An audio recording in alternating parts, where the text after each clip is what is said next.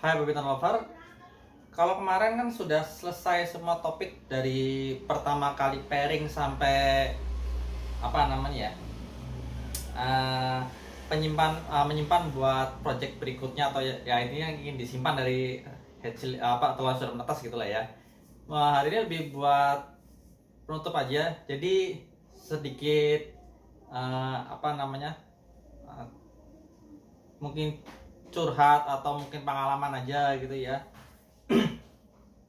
Jadi berdasarkan dari yang apa, jika Anda mengikuti semua prosesnya ada apa video dari awal itu saya ada cerita tentang plus sama minusnya gitu.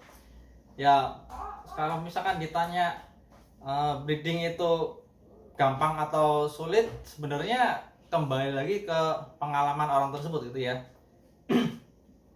Yang mengatakan breeding itu mudah atau gampang itu orang tersebut berarti sudah istilahnya sudah lama berkecimpung di sana sehingga udah ngalir aja lah gitu lah ya, ibaratkan ya. Jadi apapun yang nantinya didapat atau diperoleh baik jelek atau bagusnya ya mereka sudah tahu resikonya seperti apa dan wujudnya bakal gimana, jadi udah ada gambaran buat kedepannya kayak gimana gitu lah ya. Nah, sedangkan orang yang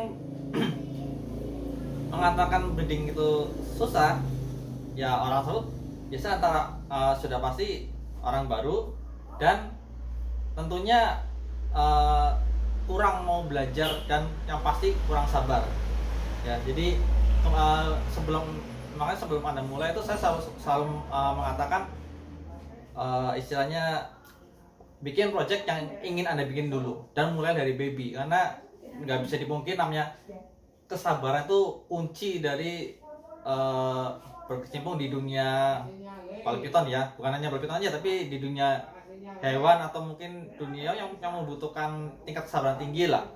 Nah, untuk breeding hewan sendiri kenapa disebut butuh kesabaran tinggi ya, hasilnya kita nggak bisa pasti gitu ya, seperti yang saya bilang di video sebelumnya, dari merawat baby sampai bertelur kita masih bisa 100% tanpa istilahnya tanpa gagal lah kalau misalkan suplai makanan aman dan juga ular yang kita dapatkan itu nggak sebenarnya sehat, jadi nggak ada masalah gitu ya. Nah, mulai ada faktor eliminasi itu ya saat bertelur itu biasanya kesalahan orang itu begitu bertelur langsung dihitung, wah ini ada 10 telur nih berarti kira-kira total di sekian nih, wah panen gitu ya. Ya nggak bisa dipungkiri kan.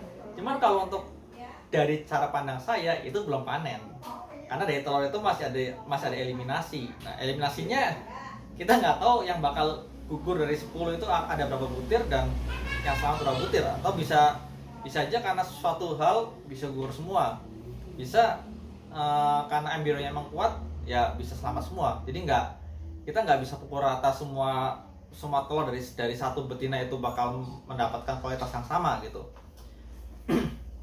Jadi ya itulah kenapa saya bilang pasrahkan saja.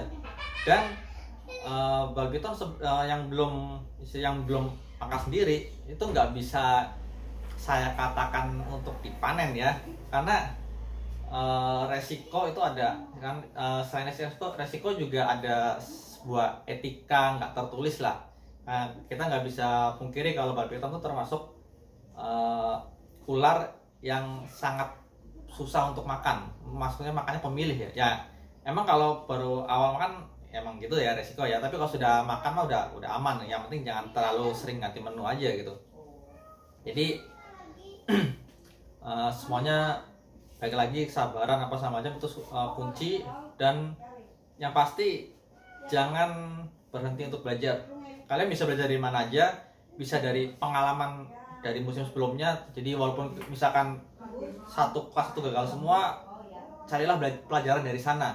Mungkin ada yang salah waktu proses inkubasinya atau mungkin penanganan telurnya atau mungkin tahu cepat cutting gitu.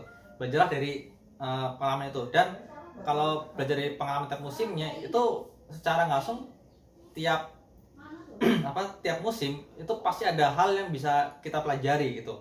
Ya mungkin sudah aman ya, cuman kita mungkin bisa belajar ke identifikasi mobnya ada, ini kira-kira mobnya mengandung apa aja gitu. Kalau kita nggak tahu, kita bisa tanya ke yang orang lebih paham. Dari situ kita bisa belajar, oh mob ini ternyata wujudnya seperti ini, kita perhatikan bandingkan sama yang mobs yang di bawahnya kayak gimana, beda di mana gitu itu ya.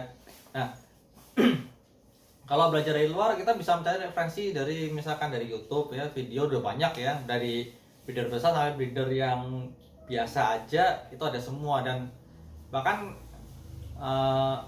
apa, nggak sedikit saya mendapat informasi dari breeder yang nggak terlalu menonjol gitu, tapi mereka bikin YouTube ya buat ya seperti saya gini lah ya, lebih buat sharing aja gitu ya. Ada yang seperti itu, atau mungkin dari blog di internet itu, misalkan kayak blognya Justin Kobylka, kan dia ada nulis blog gitu ya.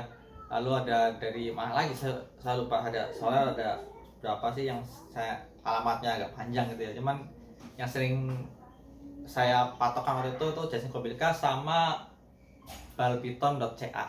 Ini dua web itu yang saya rekomendasiin buat coba dibaca lah ya. Tapi resikonya artikel tersebut yaitu berbahasa Inggris. Jadi mau nggak mau Anda harus mencoba menerjemahkan dulu supaya paham apa yang dimaksud gitu. Ya kurang lebih begitulah buat istilahnya penutup topik breeding ini ya.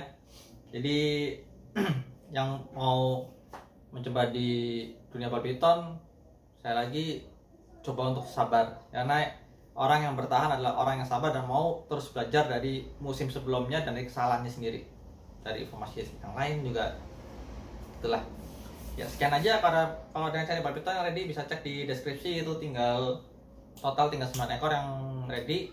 Jadi jangan sampai kehabisan, karena kalau kehabisan harus menunggu akhir tahun. Sampai jumpa di video berikutnya. Ciao.